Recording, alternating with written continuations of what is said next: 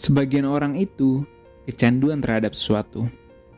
Ada yang kecanduan narkoba, ada yang kecanduan porno, kecanduan rokok, dan sejenisnya. Tapi apakah kalian tahu bahwa hal yang banyak orang nggak biasa juga adalah sebuah candu atau mengarah pada kecanduan dalam level tertentu. Dan hal tersebut dapat merusak hidup kita.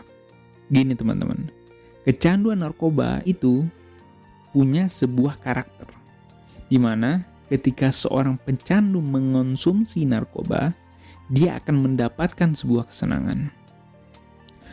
Ilmuwan bilang bahwa kesenangan itu muncul karena adanya hormon dopamin, yang salah satu perannya adalah untuk membuat kita merasa senang secara biologis.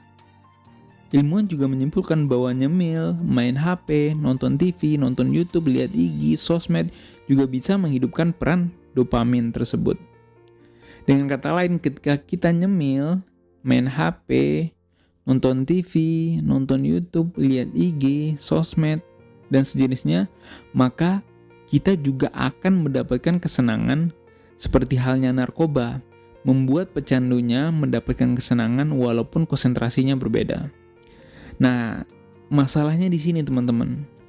Hormon kesenangan seperti dopamin yang ada di tubuh manusia untuk membuat kita mendapatkan rasa senang itu juga memiliki mekanisme layaknya atribut biologis lainnya di tubuh manusia. Dimana jika kita merangsang perannya secara terus-menerus dan sering, dia akan rusak dan merusak keseimbangan di tubuh kita. Salah satu tandanya yaitu ketika kita tidak lagi mendapatkan kesenangan, maka kita akan merasa tidak nyaman, gelisah, bahkan depresi. Nah coba teman-teman tidak pakai HP nih, nggak main sosmed, nggak nonton YouTube, nggak dengerin musik, atau nggak melakukan kesenangan yang teman-teman sering lakukan. Cukup dicoba 10 hari aja.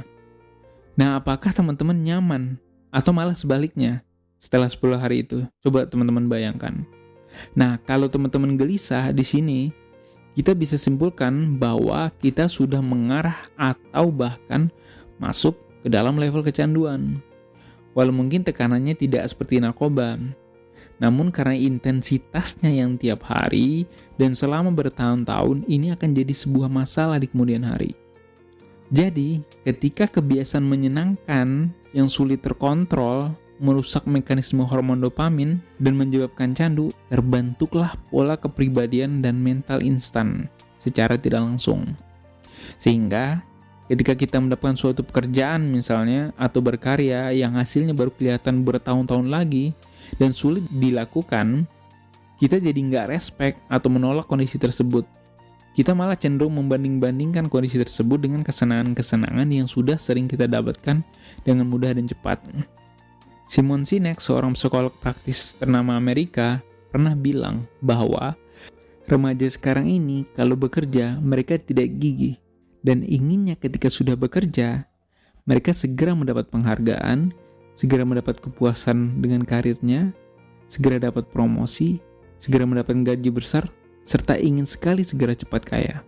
Nah, kata Simon Sinek juga, padahal kepuasan dalam bekerja, beribadah, dan membangun suatu hubungan baik dengan Tuhan, pasangan, dan keluarga, atau bahkan teman, itu nikmatnya nggak bisa kita dapetin segera dan seketika.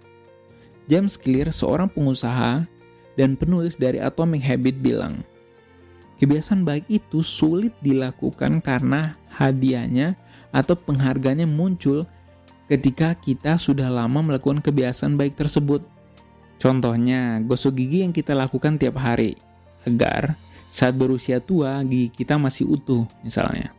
Sedangkan kesenangan dan males-malesan itu hadiahnya bisa kita dapetin saat itu juga. Contohnya nonton YouTube, dapat like di sosmed, denger musik tiap hari dan sejenisnya. Memang menyenangkan, tapi tidak membuat kita lebih sukses dan produktif. Pola kepribadian dan mental instan buat kita tidak tahan banting dan mudah nyerah. Dan kalau gagal, pikiran kita tuh kayak pengen excuse, tuh kita bisa dapat kesenangan dari sosmed, YouTube, musik, dan sebagainya. Nah, parahnya lagi, kondisi ini akan membuat kita jadi orang yang mudah bosan terhadap suatu kesenangan sederhana yang sepatutnya kita syukuri, seperti bertemu keluarga, mensyukuri hidup, masih bisa makan, dan kesenangan kecil lainnya yang sebenarnya amatlah spesial. Lalu bagaimana sih cara kita mengatasi masalah-masalah tadi? Kuncinya hanya satu teman-teman, yaitu dengan merubah kebiasaan kita dengan sebuah default kebiasaan yang baru. Saya akan bahas hal ini di video selanjutnya. Assalamualaikum warahmatullahi wabarakatuh.